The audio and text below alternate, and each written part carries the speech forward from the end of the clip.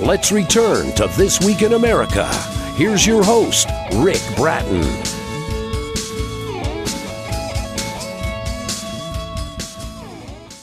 Welcome back, everybody, coast to coast. This Week in America. Robert Topolse has been a writer most of his life, despite his mechanical engineering degree and a 45-year career as an aircraft engineer. In high school, he wrote several adventure stories. It was his way of experiencing his goals in life. Well, upon college graduation, he didn't need to write anymore because he was living his adventures. During his working career, he climbed mountains, flew gliders, took up skiing and scuba diving. He mostly wrote about love and adventure, which he craved as a young man and experienced as an adult through his work and 55-year marriage. During his retirement, when his physical ability limited his pursuit of adventure, he started to go back and look at those stories and his experiences of high school. His first book is a trilogy starting with Bad Boy with a Motorcycle, a fictitious biography of his experiences at high school and beyond. The story continues with the race for the championship. And Robert Topolse, author of Bad Boy with a Motorcycle and Race for the Championship, joins us on This Week in America. Hi, Robert. Welcome to the program. It's great to have you with us. Yeah, thank you for having me. I am looking forward to this. I love what you've done with the trilogy. I want to talk about your books to begin with in the conversation here today. Let's start with the first book in the series, The Bad Boy with a Motorcycle. Give us some background on this story. Okay, the story was originally written when I was in high school, but my senior year, and it's about a boy who, I had to change the dates and stuff. So the boy is 19 years old, the girl is 17 years old, and he wants to be a motorcycle racer. Everything is fine. He's the leader of a small club, not a gang, but a club, so everything is going fine for him. All of a sudden, out of nowhere, he gets this phone call from this girl who claims that he offered her a motorcycle ride. He does pick her up. He does take her on the ride, and he realizes that she is very young, too young for him, in fact, because she's still in high school, and here he's been out for several years. So, but the thing is that there's just something about her that he can't put her down. Just the way she talks, the way she acts, the way she does things, it just infatuates him. And it continues on. All of a sudden, he thought it was, through with the ride, but she starts sending him letters. A lot of the stuff in the book, the first book, are real. The letters are real. The people are real. The races are real. The love story itself is real. So I'm reading on past experiences, but made into a fictitious book. It's interesting, and he lives a double life, or you were living a double life. We'll talk about that as the conversation goes on. Yeah. Our guest on the program is Robert Topolse. His website is roberttopolsebooks.com, and that's spelled Topolse. And, of course, all this on our website, thisweekinamerica.us, the two books that we're talking about in the program today. This one, Bad Boy with a Motorcycle, and then The Race for the Championship. Let's talk about the second book, The Race for the Championship. Talk about how the story continues. Yes, when Bonnie and Dan ran off, Bonnie did not really think of a future. And so at the end of book one, Dan had a very hard time in book one. He really only got to race a couple races before he hurt himself. So he is, as we start the new year of 1961, he decides he's going to run for the championship. A couple of things is he doesn't really, Bonnie's had some health problems, and he doesn't really know how much future there is between the two. So he decides to run for this championship. He has a mentor, Clyde Bergerman, who is a three-time champion and who will be racing for his fourth championship. Clyde puts him on the Harley Davidson team, but he's the rookie on the team, so the nobody. And so what happens is when the first race they go to in Daytona, he has a very hard time because he's a flat tracker. He can ride on dirt, but on pavement is his Achilles heel. And literally, he wrecks his motorcycle and everything. He almost ruins his career. He becomes a laughing stock from the team. The Harvey people are looking at him and wondering, why is he even on this team? But what we start to see is both him and Bonnie's ability to take problems and work with them and literally solve them and prove that they don't give up. That is the biggest thing, is they don't give up. As it progresses on, Bonnie begins to realize that, like I said, marriage or none of that stuff was on her mind. It was going to be a short-term thing, probably. And all of a sudden, she begins to think about, maybe there's marriage in the future. Maybe there's children. She gets that idea because of Clyde Bergman's wife, Alice, gets pregnant, and in the middle of the book, she has a baby. And so this is the changing of how Bonnie feels about the thing. Dan, he has to fight for every position he has on the team, in the races. Yes. But one thing Dan has ability of too is when they like to interview the racers before the race. When they come to him, he gets them talking about him, and so when they go he makes a statement, and so when they go to the next racer, who do they end up talking about? Not the next racer, but what does the next racer think about what Dan says? And it keeps going on. He has this ability to put himself in the limelight. Of course, Clyde Bergman knows this. This is all baloney, and he just laughs when they get to him. He's usually on the pole position.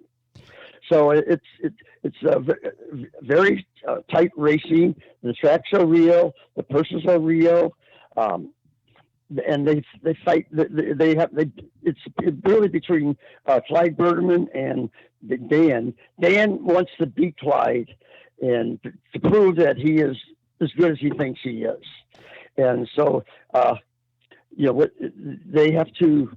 The racing and stuff is very, very competitive, but they are very, very close friends. You've got some great racing scenes in there, sort of behind the scenes as well, and relationships between the two main characters, yes. Dan and Bonnie and others. It's on so many layers. It's such a fascinating book. It's the Book Trilogy series. We're talking about Bad Boy with a Motorcycle and The Race for the Championship. Why did you decide to write these specific books? When the time came to get back to writing, why did you choose to go back and write these two, the two out of the trilogy so far? Yes. Well, originally I had also written, my favorite thing in high school was World War I and being a pilot, and I wanted to be a pilot. I only got to fly gliders, but so I was, that was the book I was going to write. But then all of a sudden, this book was personal. And I decided that this is the one, if I'm going to write a book, this is the one I got to write first. It is very personal. It and also talks about, like you mentioned, my wife and I have been married. We've been married 57 years. Wow! Congratulations.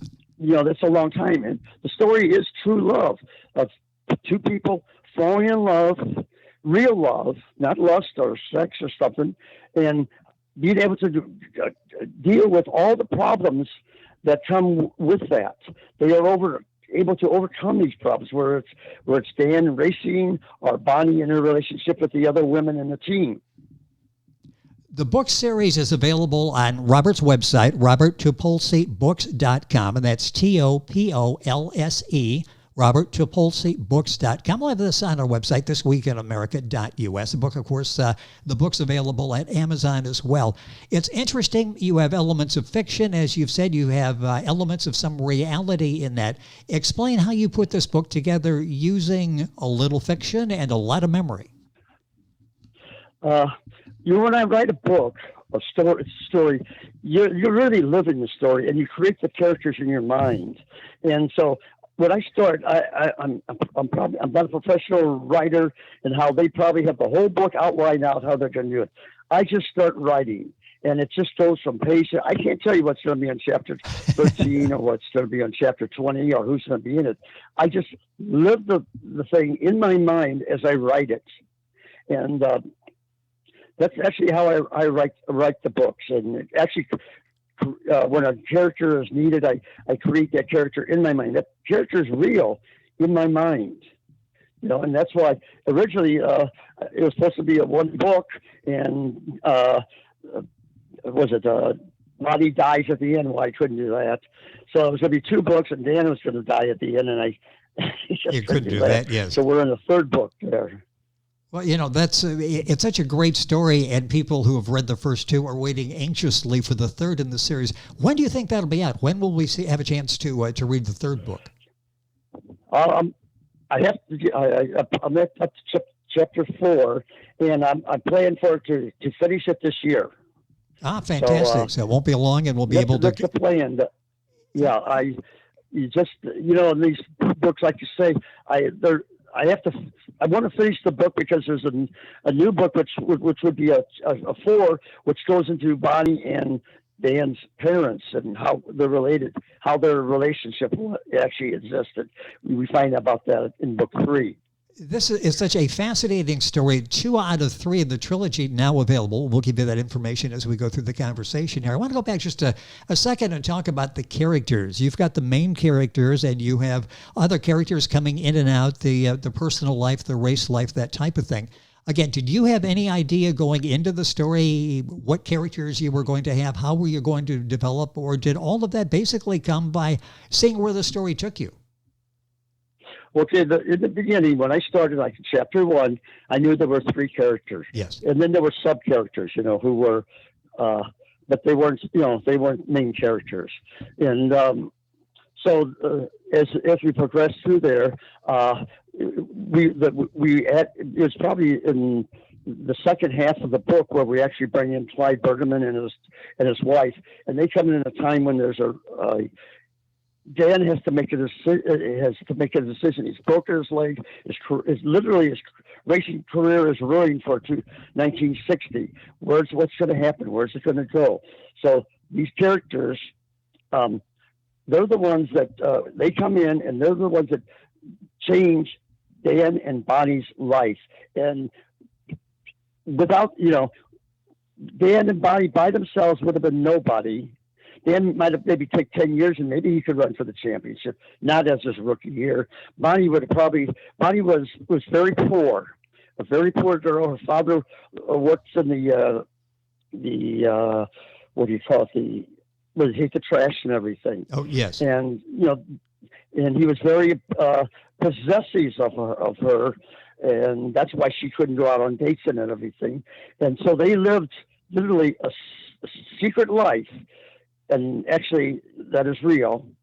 The secret life and the real life, it is real. And the characters are so compelling. Obviously, the story will have you on the edge of the seat as you're there with Dan as he's going through the ups and downs of his career. The books are Bad Boy with a Motorcycle and The Race for the Championship. Robert Topolse is our guest on the program, the author. That's Topolse if you're Googling his website, roberttopolse.com. You've been writing or started writing at a very early age, got away from it, as I mentioned, but you started early. What was the inspiration? Why did you decide to start writing, and why did you like it? I wasn't like some people who are maybe they're always in trouble, so they're always stuck in their room, and they start doing something, some study, some write. That wasn't it. My writing was like the things I wanted to do. World War I, I wanted to be a pilot, except I have a lazy right eye, and that's sort of ruining that problem. So I wrote of the things what I wanted to do. All my books that I wrote then are love stories of a boy and a girl and an adventure. That was it. We never actually got what happened if they got married. Those books were always just to begin. They were always the same thing. Boy and a girl falling in love. That was when you're 17, 18 years old. Then, especially, your future was going to be you're going to have a family. Yes. And yes. So, yeah. Go ahead. It's interesting that you've got this common theme, adventure, and a boy falling in love with a girl, as you just talked about. These are themes that Robert has through 2 of the books in the series. Finally, you're an author. You are a published author getting rave reviews for the 2 books that are out there. What's it feel like now to be a successful author? Well, it's like it's like you finally accomplished something maybe towards the end of your life that you wanted to do in the beginning of your life. Like I say, I wanted to be a writer. I thought maybe if I was going to go to college, I'd probably take up journalism. But when I was a senior in high school, my dad said, "You're going to go to Rolla, Missouri, and you're going to take up engineering." This was 1960. You did what your parents.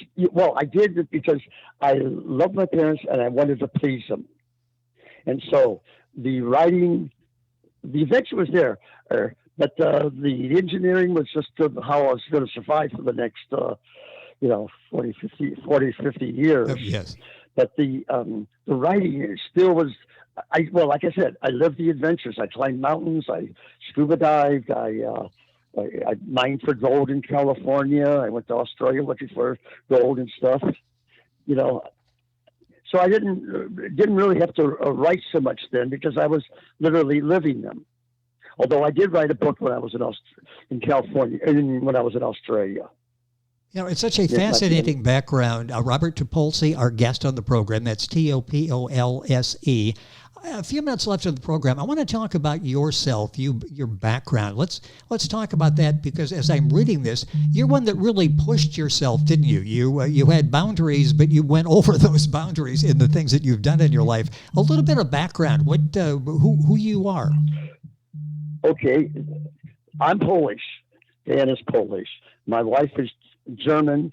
Bonnie is German, and so we grew up in that type of a atmosphere. I was raised in I didn't even know it was called Germantown in South St. Louis, and there were the Germans. This was during World War II, and the Germans didn't like the Poles, and so but they found out that they couldn't get rid of us.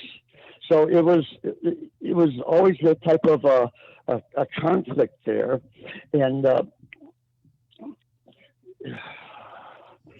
yeah. So you've done so many things. It's so fascinating with your life that it's sort of like things that you should be afraid of. You have a fear of. You jump right in and participate in the sports. You couldn't swim, and I understand you tried surfing at one point. The surfing was the one thing I really didn't accomplish. I did learn how to scuba dive. Like I say, I think I was a poor swimmer, very poor. I actually could swim, and the things I did, the real things I did, like after I got married and all that, climbing mountains, fighting divers, they were overcoming fears. That was a challenge. If something's really easy for you to do, there's no challenge. Yeah, exactly. But if something's very difficult for you to do, like I have fear of heights, so I climb mountains. You get a glider and you don't have an engine, and you know that when the airplane comes down, it's coming down. You're not going back up.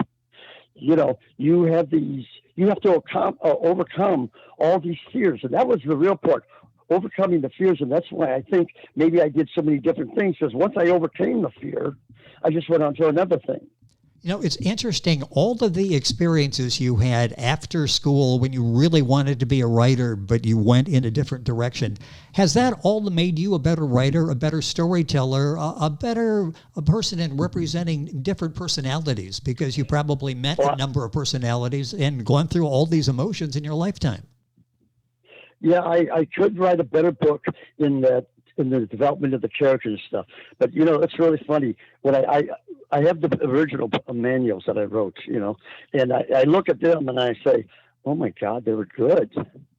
I don't know if I'm that good right now. You know what I mean? It's like, I got to get better. I was really, and I'm not bragging or anything, but when you look at it, you say, that was good. And that's even better than maybe what I'm doing right now. I got to try harder to be as good as that was. So you've got a standard that you've established for yourself early. I thought maybe you went back and looked and thought, okay, it's not bad, but I'm much better now with all my life experiences. And just the opposite. You pretty well nailed it apparently back in school when you were writing.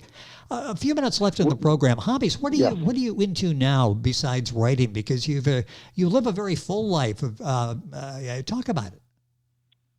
Okay, well, in I was an aircraft engineer. I was what they call a contract engineer. I was not a direct employee. So I had a lot of time free, and that's when I did a lot of the things. One of the things I got into was I was in the jewelry business, the gemstone business.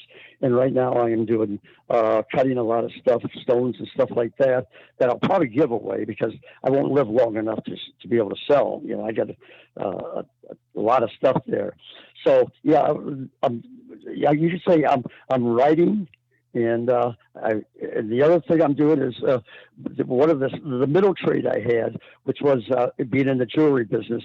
Not so much selling, but just making jewelry and cutting stones.